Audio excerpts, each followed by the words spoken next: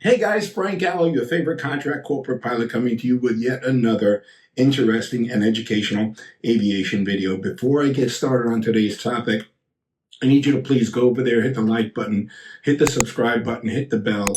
It'll remind you each and every time there's a new video, and please leave a respectful comment, be it positive or negative. Okay, viewer discretion is advised on this one as well, because it is about a very, very sad thing that happened back on November 4th, just less than a year ago, 2025.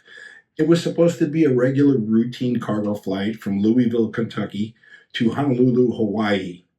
But what happened just seconds after rotating is what left the aviation community in shock. Let's take a look.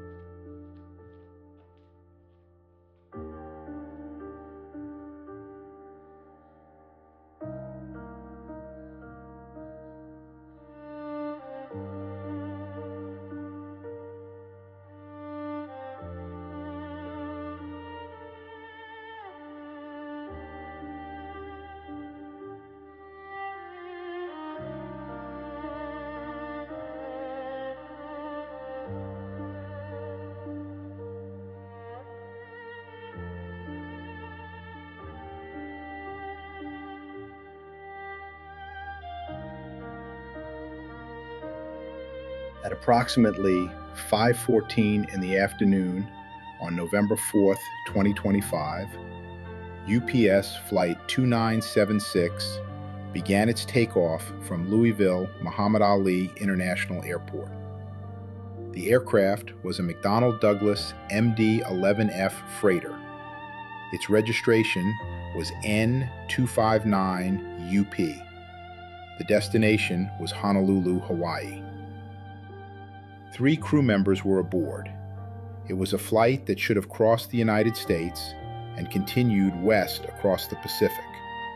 Instead, within seconds of leaving the runway, the aircraft would be destroyed, and the investigation that followed would uncover a structural failure involving one of the most heavily loaded components on the airplane. The MD-11 is a 3-engine, wide-body aircraft developed by McDonnell Douglas as an evolution of the DC-10. On Flight 2976, 2 engines were mounted beneath the wings. A 3rd engine was mounted at the rear of the fuselage. The aircraft's left and right engines were connected to the wings by structures known as pylons. A pylon is far more than an engine support. It transfers enormous aerodynamic and engine loads into the wing. The connection has to withstand the forces produced by the engine during takeoff, climb, cruise, landing, and abnormal conditions. And on Flight 2976, that connection would fail during the most critical phase of flight. The crew consisted of Captain Richard Wartenberg, First Officer Lee Truitt, and International Relief Officer Captain Dana Diamond. They were experienced professional pilots operating a complex, long-range cargo aircraft. Nothing about the planned flight suggested that the crew was about to face a catastrophic emergency. The aircraft had been prepared for its scheduled trip from Louisville to Honolulu. The takeoff clearance was issued shortly after 5:11 p.m. The crew acknowledged. The airplane taxied onto runway 17R, and the takeoff roll began. The initial portion of the takeoff roll was uneventful. The MD-11 accelerated down the runway. Its 3 engines were producing the enormous thrust required to lift a heavily loaded cargo aircraft into the air. Then, shortly after rotation, surveillance video captured something extraordinary. The number 1 engine, the left engine, and its pylon separated from the left wing. The separation was followed by a fire involving the left engine and the area around the left pylon attachment. The aircraft was already airborne, and now the crew was attempting to fly an airplane that had suffered catastrophic structural damage seconds after takeoff. The critical factor was altitude. Flight 2976 had only just left the runway. There was no time to climb to a safe altitude and troubleshoot the problem. There was no opportunity to return for another approach. The aircraft was operating only a short distance from the runway when its ability to climb began to deteriorate. The NTSB's investigation found that the airplane reached only about 100 feet above the ground. Its ground speed was approximately 210 miles per hour. Then its flight path began to descend. The crew was facing a rapidly developing loss of performance, with almost no altitude available for recovery. The obvious question was, why did the engine and pylons separate?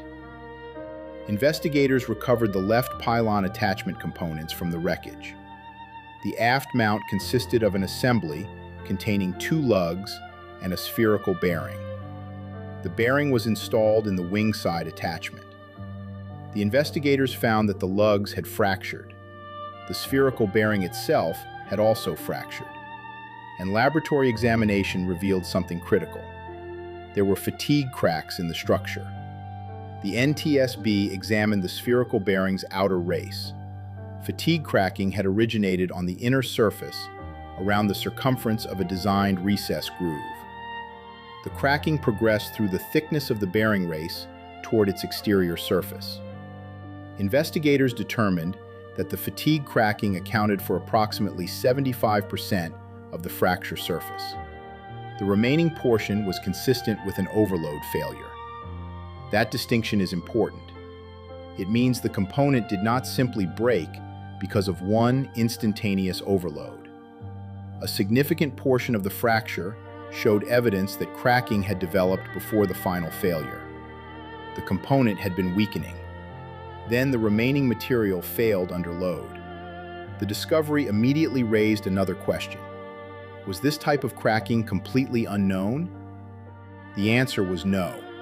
The NTSB's structural investigation found that similar bearing problems had been documented decades earlier. In 1975, Douglas issued a DC-10 service bulletin concerning inspections of the wing pylon aft attachment bearing. That bulletin referenced 6 instances of cracking involving 5 operators. The history continued. Additional failures involving similar components were documented over the years. By the time of the Flight 2976 investigation, the issue had a history stretching back decades. That history became a major part of the NTSB's examination. In 2011, Boeing issued a service letter concerning spherical bearing failures. The NTSB's hearing materials show that Boeing's assessment at the time stated that a spherical bearing failure would not result in a safety of flight condition. That statement is now being examined in the context of Flight 2976. Investigators are not simply asking whether the bearing could fail. They are examining what the industry knew about previous failures, how those failures were evaluated, and how inspection requirements evolved afterward.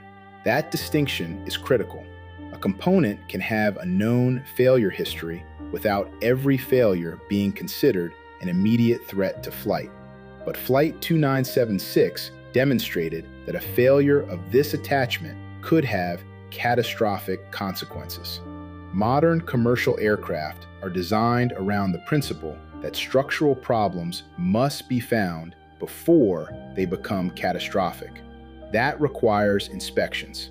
The MD-11's pylon structure was subject to scheduled maintenance requirements, but the investigation is examining whether the inspection program was capable of detecting the type of fatigue cracking found on Flight 2976. The NTSB has also examined the history of inspection intervals and changes to those requirements. This is where the investigation moves beyond one airplane, because if fatigue cracking can develop in a critical attachment and remain undetected, the question becomes whether the inspection system is providing enough protection.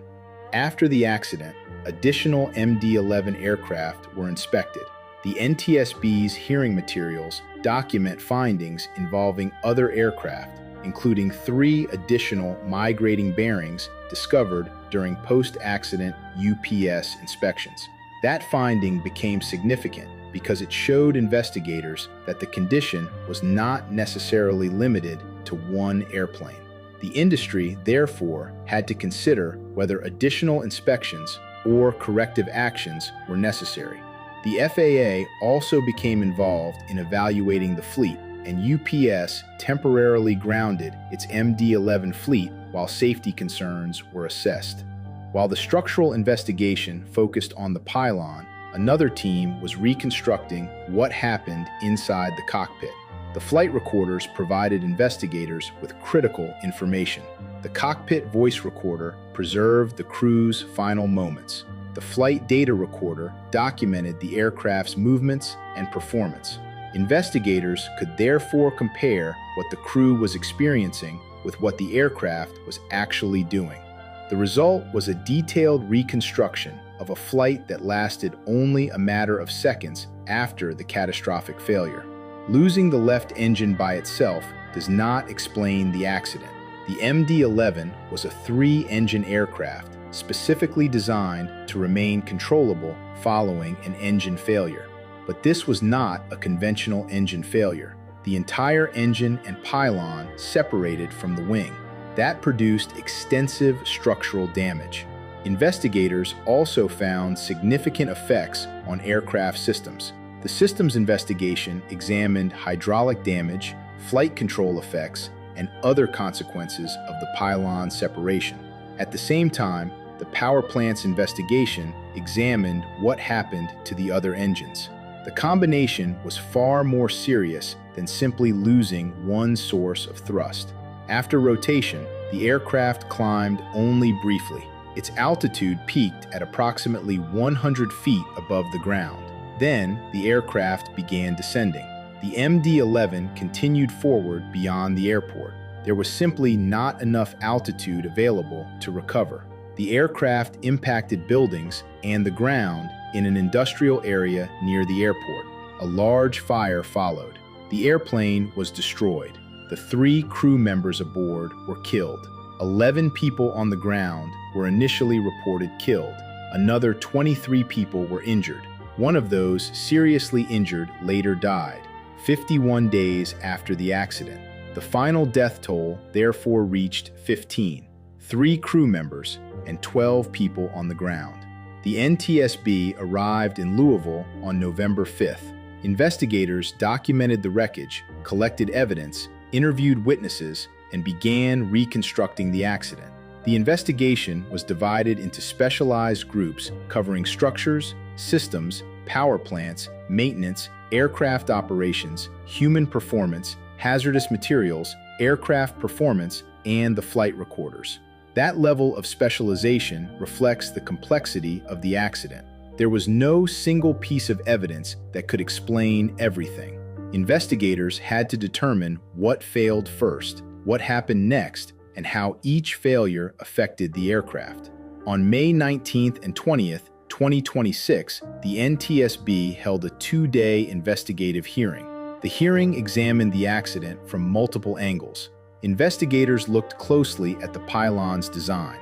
They examined maintenance and inspection programs. They questioned Boeing and FAA representatives about how structural information was evaluated and communicated. And they examined the systems and operational consequences of the engine and pylon separation. The hearing was not a final report. It was part of the evidence-gathering process. The NTSB has emphasized that its investigation remains ongoing. The most important question is not simply, why did the engine fall off? Investigators already know the immediate structural sequence. The more difficult question is, why was the fatigue cracking not detected before the final failure? That question involves engineering, maintenance, inspection intervals, previous service history, manufacturer reporting, regulatory oversight, and the assumptions made when evaluating earlier failures. The investigation is examining all of those pieces. Here is what the evidence currently establishes. On November 4th, 2025, UPS Flight 2976 an MD-11F registered N259UP departed Louisville for Honolulu. Shortly after rotation, the number 1 engine and pylons separated from the left wing. A fire developed. The aircraft reached only about 100 feet above the ground. It then descended and crashed shortly after takeoff. The aircraft was destroyed. 3 crew members were killed. 12 people on the ground ultimately died. 23 people on the ground were injured, and investigators found fatigue cracking in the left pylon aft mount spherical bearing and associated structure. These are established facts from the investigation, but there are still questions. The NTSB has not yet issued a final probable cause. That means it would be inaccurate to say that one organization, one inspection decision, or one maintenance action has been officially declared responsible for the crash. The investigation is still determining the complete sequence. It is examining how the fatigue crack developed, why it was not detected, how previous bearing failures were evaluated, whether inspection requirements were adequate, how the failure affected the aircraft systems and engines, and whether changes to aircraft design, maintenance, inspection, certification, or regulatory oversight are necessary. Those answers will come with the final report.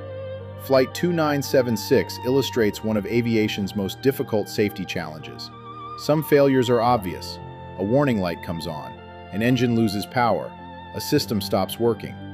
Others begin almost invisibly, a microscopic crack, a few millimeters of damaged metal, a component that still appears capable of carrying its load, until one day, the remaining strength is no longer enough. That is why aviation maintenance is built around finding problems before they become failures. And that is why the investigation of Flight 2976 is about more than one aircraft. It is about whether the aviation system had enough opportunities to detect a dangerous structural condition before it became catastrophic. Because in aviation, the purpose of investigating a tragedy is not simply to understand how an airplane was lost. It is to make sure the next airplane does not suffer the same fate.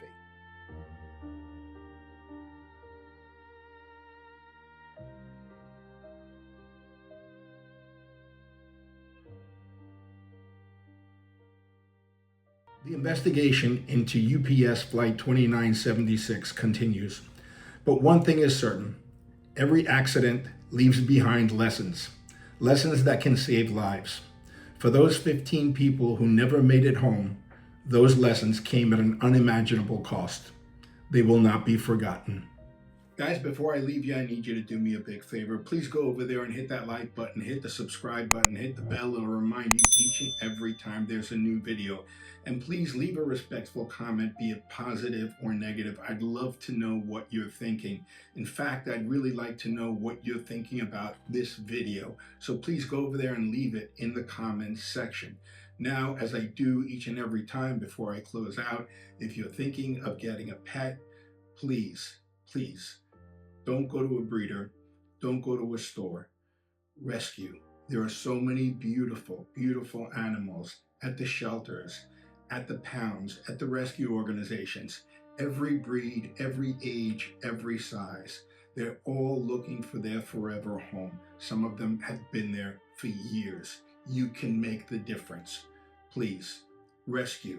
Your favorite contract corporate pilot, Frank Gallo, signing off.